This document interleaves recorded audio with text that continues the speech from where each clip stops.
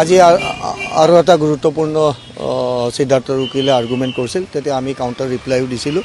আৰ্গুমেণ্টটো আছিল যে যি পইচা মাৰিছে কোনো ফিগাৰ নাই যে ইমান পইচা মাৰিছে অমুক মাৰিছে। তেতিয়া অনাৰেবল এজিয়েও দেখাই দিছে আৰু ময়ো দেখাই দিলোঁ যে নহয়, আমি গোটেই forensic analysis of financial analysis কৰি আমি তথ্যখন জমা দিছোঁ। তাতে দেখা যায় যে 32 লাখ টকা তেওঁ ডাইৰেক্ট 1 বছৰৰ বিহু কমিটিয়ে দিয়া পইচাৰ পৰা তেওঁ আত্মসাৎ কৰিছে। যেনে উদাহৰণস্বৰূপে বিহু কমিটিৰ পৰা 10 লাখ টকা আনিছে, কিন্তু জুবিনক দেখাইছে 8 লাখহে কালেকশ্যন পাইছোঁ। কিন্তু যেতিয়া পুলিচে তদন্তত এক্সামিন কৰিলে এই বিহু কমিটিৰ মেম্বাৰ্ছবিলাকক, তেওঁলোকে স্পষ্টভাৱে কৈছে নহয় আমি 10 লাখ দিছোঁ, 8 লাখ দিয়া নাই। তো তাৰে পৰা দেখা যায় যে 2 লাখ কৰি যদি 20খন বিহু কমিটিৰ পৰা মাৰিছে, তে কিমান পইচা মাৰে সেই বস্তুটো আমি কোৰ্টত উদঙাই দিছোঁ। আৰু আচৰিত কথা, ইয়াতে এটা গুৰুত্বপূৰ্ণ কথা কৈ থওঁ যে মেডাম গাৰ্গে তেখেতে এখন ছাকচেছন চাৰ্টিফিকেটৰ কাৰণে এপ্লাই কৰিছিল জুবিনৰ কেছ বেলেঞ্চখিনি পাবৰ কাৰণে। তেওঁ তাতে তেখেতৰ একাউণ্টত 9,63,000 মাত্ৰ জমা আছিল, আৰু ইয়াৰ একাউণ্টত কমচে কম 9 কোটি টকা জমা আছিল মেনেজাৰৰ।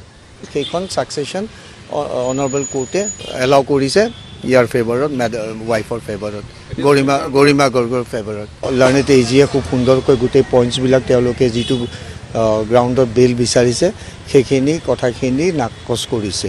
তো আজি হিয়াৰিং কমপ্লিট হৈ গ'ল। এতিয়া নেক্সট উইকত দিয়ে নে 26 তাৰিখে দিয়ে, উই ডোণ্ট ন', কোনো ডেট দিয়া নাই।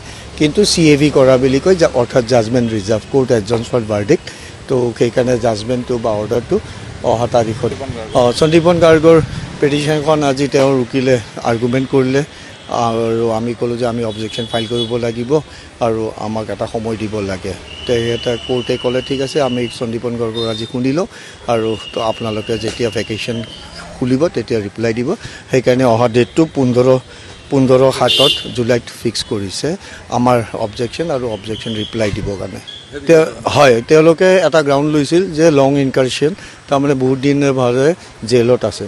তো সেইটো স্পষ্ট কৰি দিয়া হৈছে যে কোনো বহুত দিনৰ কাৰণে জেলত নাই, কাৰণ এইটো মাত্ৰ কেৱল 8 মাহ হৈছে, আৰু গভৰ্ণমেণ্টে উইথ অনাৰেবল হাইকোৰ্টৰ লগত টেক আপ কৰি সেই কেছটো যাতে ডিলে নহয় ফাষ্ট ট্ৰেক কৰিছে। ডে টু ডে হিয়াৰিং হৈ আছে, আপোনালোকে নিজেই ফ'ল' আপ কৰি আছে। প্ৰাইমা ফেচি লুকছ লাইক যে court is also' satisfied with it, কাৰণ ৰং ইনকাৰ্নেশ্যন মানে বহুত দিন জেলত থকাৰ কাৰণে বেলটো দিয়া যায় যে ট্ৰায়েল হোৱা নাই, মানুহ এটাক এনেই তোমালোকে কিয় সোমাই থ'বা। তো আমি কৈছোঁ আমিতো মানুহজনক এনেই সোমাই থোৱা নাই, যথেষ্ট তথ্য পাইছোঁ, যথেষ্ট মেটেৰিয়েলছ কালেক্ট কৰিছে, আৰু এতিয়াতো আৰু এভিডেঞ্চলৈও ট্ৰেন্সলেট হৈ গ'ল সেই মেটেৰিয়েলছখিনি। মই যিখিনি ইনফৰ্মেশ্যন পাইছোঁ, শ্যামকানু মহন্তৰ বেইল আবেদনখন ন'টিছ ইছ্যু কৰিছে, তাতেও যথেষ্ট বোলে ফাইট এটা হৈছে বুলি শুনিব পাইছোঁ। তো সেইটোতো মই অৱশ্যে দেখা নাই, কিন্তু যিখিনি গম পাইছোঁ তাৰে বেচিছত কৈ আছোঁ যে গভৰ্ণমেণ্টক 3 সপ্তাহ টাইম দিছে, লাষ্ট উইক অফ জুলাইত এই কেছটো আকৌ উঠিব বেইল হিয়াৰিং।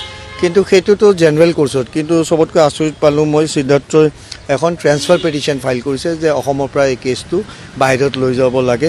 গ্ৰাউণ্ডছ কি মই অনেষ্টলি দেখা নাই, পিটিশ্যনখন ছাৰ্ভ কৰাই নাই। তো সেই গতিকে পিটিশ্যনখন পালেহে আপোনালোকক বিতংয়ে ক'ব পাৰিম যে কি গ্ৰাউণ্ডত তেওঁলোকে ট্ৰেন্সফাৰটো বিচাৰিছে।